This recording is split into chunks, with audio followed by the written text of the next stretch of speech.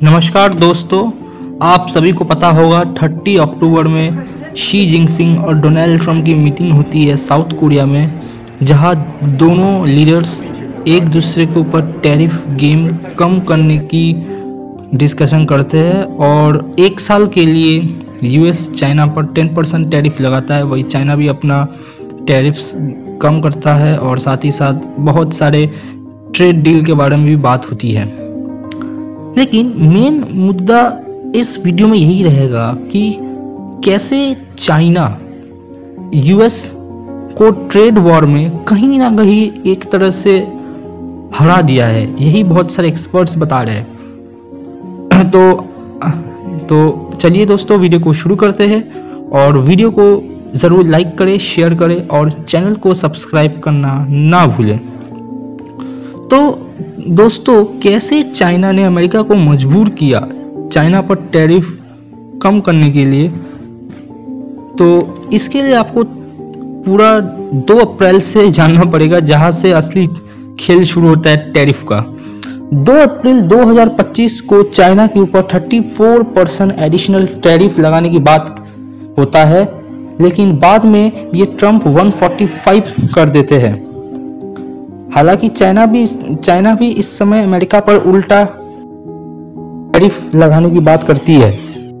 और ये भी जानने की बात है कि दोस्तों, उस समय ट्रंप दुनिया के कई सारे देशों के ऊपर रेसिप्रोकल टैरिफ का बात किया था और उसमें चाइना भी नाम शामिल था, भारत का भी नाम उसमें शामिल था। लेकिन इससे यूएस का ही ज़्यादा नुकसान होने लगा एज कम्पेयर टू चाइना, क्योंकि यूएस में भारी मात्रा का प्रोडक्ट्स चाइना एक्सपोर्ट करता है और साथ ही साथ अगर ये टैरिफ लग गया तो सामान की दाम भी बढ़ जाएगी। तो ये अमेरिकन, जो एक आम नागरिक अमेरिका के लिए, उन लोगों के लिए बहुत मुश्किल हो जाएगी। साथ ही साथ इन्फ्लेशन भी बढ़ने की आशंका थी, जिससे इकोनॉमिक डाउनफॉल होने की कगार आ सकती है और इससे इन्वेस्टर्स इन्वेस्ट करने में भी मजबूर हो जाती है यूएस पे। चाइना के लिए भी ये खराब ही दौर होने वाला था, बिकॉज अगर प्रोडक्ट्स एक्सपोर्ट नहीं होगा यूएस में तो काफ़ी सारे इंडस्ट्रीज प्रोडक्शन कम होगा, जिसकी वजह से बहुत सारे एम्प्लॉयज़ को छटाई कर दिया जाएगा, जिसकी वजह से अनएम्प्लॉयमेंट बढ़ सकती है। इसलिए चाइना भी धीरे धीरे अपना मार्केट को डाइवर्सिफाई करने का फोकस करने लगा। साथ ही साथ चाइना ने बहुत सारे डिफरेंट स्ट्रेटजीज लगाने की कोशिश की ताकि चाइनीज़ मेड प्रोडक्ट यूएस में जा सके। जैसे वियतनाम के साथ एक साइन करने का बात चल रही थी। इसमें क्या होगा कि चाइनीज़ अपना प्रोडक्ट्स वियतनाम को बेचेगा और वियतनाम से वो यूएस में जाएगा। या मैक्सिको के साथ भी हो सकता है कि चाइना अपना प्रोडक्ट्स मैक्सिको को भेज दे और मैक्सिको से यूएस चला जाए। तो चाइना ऐसा स्ट्रेटजीज लगा रहा था। और अगर हम फाइनली बात बोलें तो यूएस के लिए एक बैकफायर इसलिए साबित हुआ क्योंकि यूएस चाइना से 450 बिलियन का प्रोडक्ट्स इंपोर्ट करता है, लेकिन वही चाइना सिर्फ 150 बिलियन का प्रोडक्ट्स इंपोर्ट करता है। तो जो ट्रेड जो डिफरेंस है ये बहुत ज़्यादा है, ये यूएस के लिए ही ज़्यादा पल्ला भारी करने वाला था। इसलिए इकोनॉमिस्ट बता रहे थे और वार्निंग दिया जाता है, जिसके बाद ट्रंप को मजबूर किया ट्रंप टैरिफ का गेम चाइना पर कम करने का। और एक मेन रीज़न है जिसकी वजह से यूएस को मजबूर किया टैरिफ कम करने के लिए, वो है रेयर अर्थ मेटल्स। अब दोस्तों, रेयर अर्थ मेटल्स जो है वो यूएस का क्या लेना देना है, तो बता दें कि रेयर अर्थ मेटल्स से बहुत सारे आज के समय जो डिफरेंट जो अल्ट्रा मशीन्स आप देख पाते हैं, सुपर कंप्यूटर्स, साथ ही साथ defence industry, electric cars, electronics, robots, इन सब में हर जगह यूज़ होता है। और साथ ही साथ जो एआई चिप्स बनाती है एनवीडिया, उसमें तो no doubt rare earth metal का ही सबसे बड़ा योगदान है। और आप आज के दुनिया में ये बहुत इम्पोर्टेंट खेल प्रोडक्ट बन चुका है ये।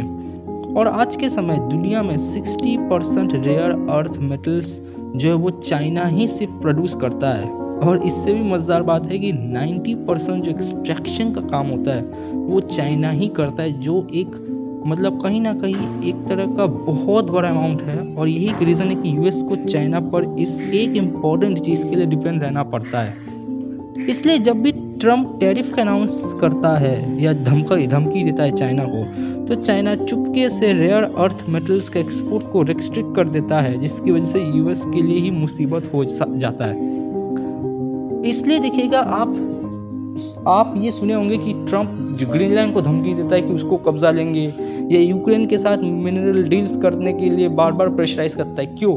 क्योंकि ग्रीनलैंड और यूक्रेन का जो रेयर अर्थ मेटल्स है वो यूएसए यूज कर सके और चाइना के ऊपर डिपेंडेंट कम हो। हालांकि ये उतना अभी तक सक्सेस हो नहीं पाया है, इसलिए कहीं ना कहीं यूएसए को चाइना के ऊपर डिपेंड रहना पड़ता है।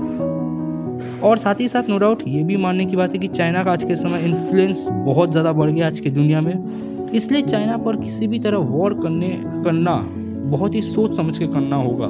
किसी भी तरह वॉर, चाहे आप ट्रेड वॉर हो, ऐसे सिंपल जंग हो या साइबर वॉर हो, तो चाइना एक आज के समय टक्कर के में एक प्लेयर बन चुका है।